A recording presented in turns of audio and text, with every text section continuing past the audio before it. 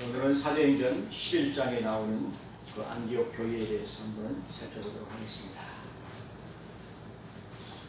베드로가 예루살렘 교회에 갔을 때, 그 예루살렘 교회에 갔을 때, 그 예루살렘에 있는 교인들이 이를 제청했습니다. 무슨 연유로 이 고넬료에게 복음을 전하고 세례를 베풀었습니다. 거기에 대해서 베드로가 보고를 하는 것입니다. 11장에 보게 되면은 이 모든 것들이 다 하나님의 뜻이었다 하는 것을 베드로가 깨달았다는 것입니다. 자기의 진실을 얘기하고 또 자기가 받은 그 하나님의 말씀, 보자기가 내려와서 내가 이것을 깨끗이 했으니까 모든 것을 잡아먹으라. 그래서 그 고넬료의 집에 가서 그의 모든 그 가족들과 친구들을 다 이렇게 복음 전하고 말씀을 전하는데 갑자기 성령 세례가 그들에게 임하는 거예요. 하나님께서 제자들에게 주셨던 그 오순절 성령이 있잖아요. 그 성령이 그들에게 확 임하는 것을 베드로가 보았습니다. 그래서 그들이 성령 체험을 하고 기도하기 시작하고 그들이 하나님 앞에 자기 죄를 회개하고 새 사람이 되는 것을 보았습니다. 그래서 베드로가 그들에게 세례를 준 거예요. 또 한 가지는 이제 그들이 이제 그리스도인들이 되었으니까 같이 먹고 마시고 즐거워하는 거잖아요. 예배를 마치고 우리도 애찬식을 하잖아요. 그래서 베드로도 그들과 함께 그들의 음식을 먹었습니다. 먹고 마셨어요. 근데 이 두 가지가 문제가 되는 거예요. 유대인들은 그걸 용납할 수가 없다는 것입니다. 그러면서 그 베드로가 그 초의장으로서 그들이 지켜야 할 그 율법을 어겼다는 거예요. 내가 무할례자의 집에 들어가서 함께 먹은 것은 잘못되었다. 이방인하고 함께 음식을 먹은 것이 잘못되었다는 것입니다. 이것이 바로 그 당시에 그 코셔제도, 그 음식에 대한 거예요.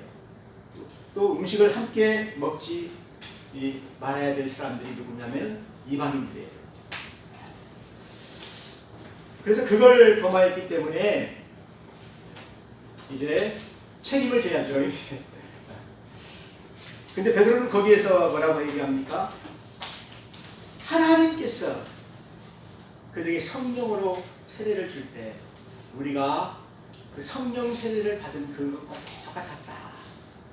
그리고 하나님께서 나를 고넬료의 집으로 인도해서 그들의 복음을 전하게 하셨다. 그리고 그들과 함께 먹으라고 했다. 그러니 내가 하나님이 하시는 일을 어떻게 막을 수가 있겠느냐.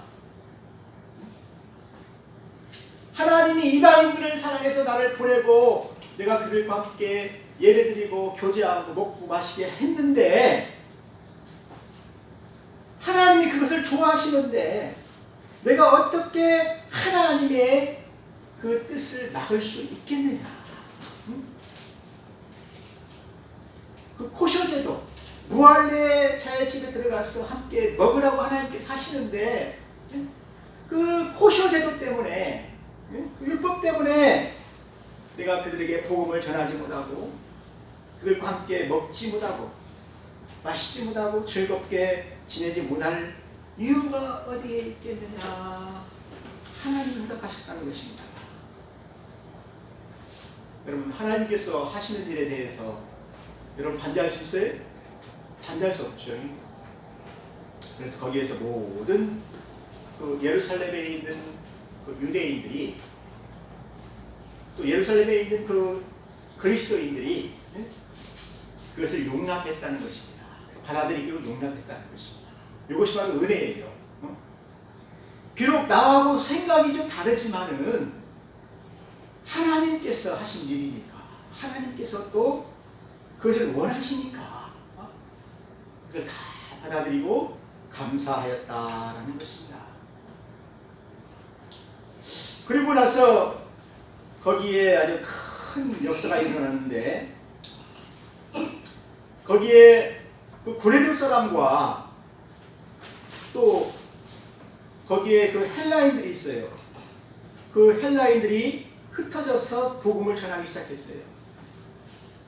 베드로가 고넬료의 그 가족과 그 로마인들, 그 친구들을 다 이렇게 복음 전하고 구원시켰잖아요. 그런데도 거기에 구레네 사람들이 있었어요. 그래서 그들이 어떻게 했습니까? 흩어져서 베니게, 두로와 시돈 지역입니다. 또 구부르는 지중해 동부 쪽에 있는 그 섬이에요. 큰 섬이에요. 또 안디옥은 시리아죠. 엄청나게 큰 도시입니다. 지금의 그 터키죠. 티타이트 민족이라고 해가지고 그 당시에 철기 철기 무기를 가지고 있어서 큰 민족을 이루고 뒤에는 이제 아수리아가 되어서 큰 제국을 이루던 그 나라였는데 로마가 그 나라를 다 점령해서 거기에 로마를 세우게 된 것입니다. 그래서 이 안디옥은 로마 제국의 세 번째로 큰 도시예요. 이탈리아에 있는 그리스, 로마가 가장 큰 도시고 그 다음에 알렉산드리아, 이집트에 있는 알렉산드리아. 세 번째는 비시디아 안디옥. 이 안디옥에 아주 엄청나게 큰 로마의 제국이 있는 것입니다. 근데 거기에 가서 구레네 사람들이 가서 복음을 전했는데 거기에서 하나님께서 주의 손이 막 그들과 함께 하시니까 어떻게 됩니까? 그들이 기도할 때 응답이 되고 또 전도할 때 사람들이 교회에 나오고 또 그들이 말씀을 들을 때 성령의 은혜를 받아서 그들이 회개하고 그리스도인이 되는 그런 역사들이 엄청나게 일어났다는 것입니다. 제가 그 70년대, 80년대 이렇게 교회를 보게 되면은 그 성령의 역사가 있었어요. 부흥이 한다고 하면은 막 2km, 3km 가서 부흥에 참석하고 기도하고 또 새벽에 가서 또 기도하고. 근데 지금 누가 심령 부흥이 한다고 하면 오는 사람 있습니까? 안 가지죠. 그냥 텔레비전 보면서 예를 드리는 것을 좋아하지 요즘에 부흥이 오라고는 잘 안 와요. 근데 하나님께서 역사하시니까 사람들이 교회로 수많은 사람들이 와서 말씀 듣고 믿었다는 것입니다. 이것이 바로 이방인들의 역사예요. 자 보세요. 그 유대인의 그 울타리가 있죠. 국경선이 있죠. 다메섹입니다. 그쪽에 넘어가서 이제 안디옥으로 가게 되는데 그 다메섹 안쪽에 있는 모든 그 국경 안에는 유대인들이 있죠. 우리 안에 있는 유대인 양들입니다. 그리고 우리 밖에 있는 사람들 누굽니까? 이방인들이잖아요. 근데 예수님께서 비유로 말씀하시기를 내가 잃은 양을 찾으러 왔노라.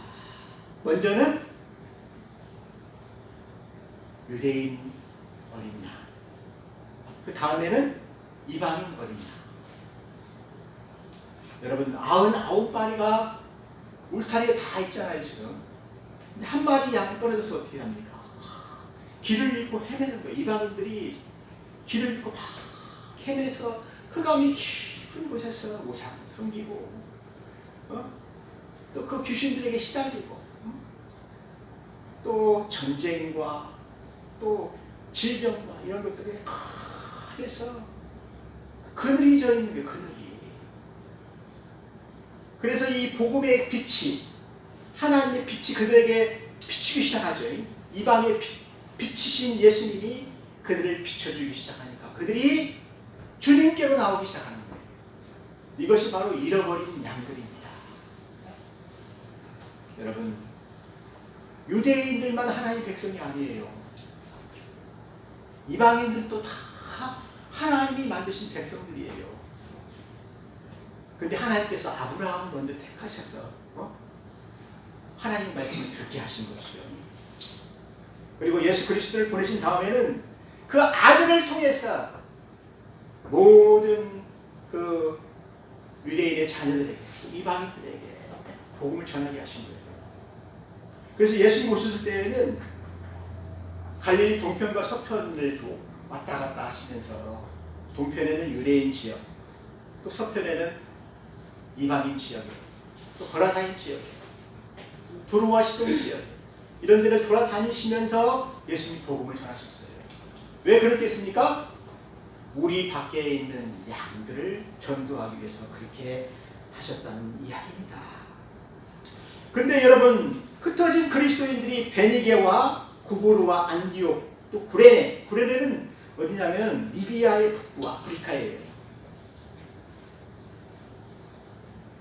흩어진 그 디아스포라 유대인들이 어디까지 갔습니까? 아프리카까지 갔죠.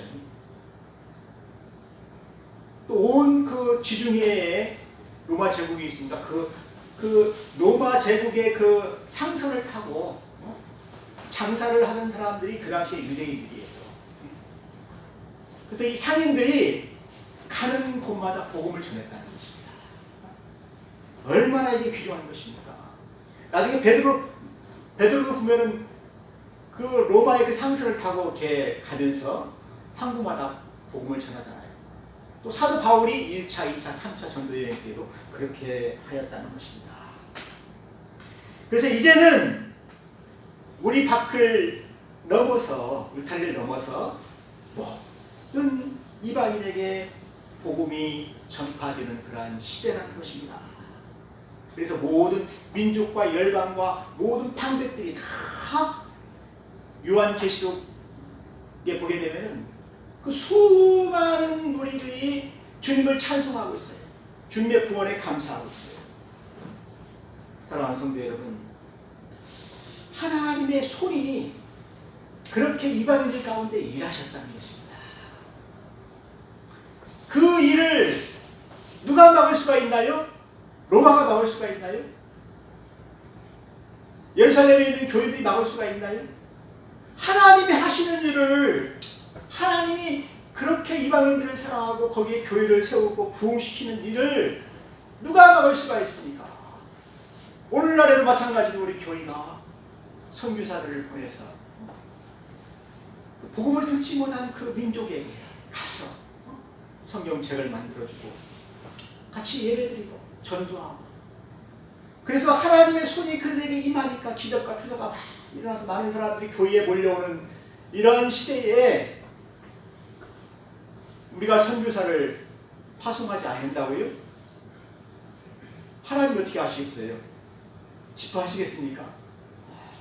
하나님이 하시는 일을 우리는 해야 된다는 것입니다.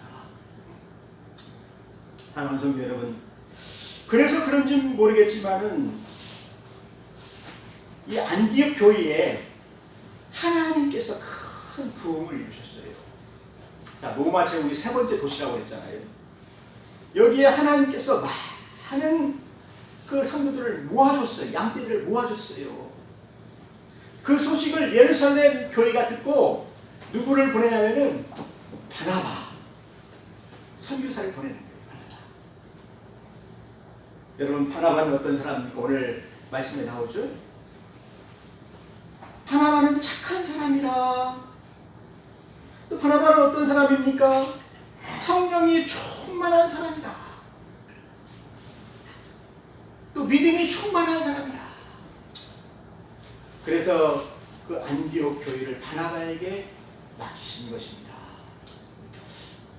하나님께서 저도 이 교회를 맡기셨잖아요. 에덴 장로교회를 맡기셨잖아요. 그래서 그 교회가 이제 사람들이 많이 이렇게 몰려오게 되니까 그 사람들을 가르칠 수 있는 일꾼이 필요한 거예요.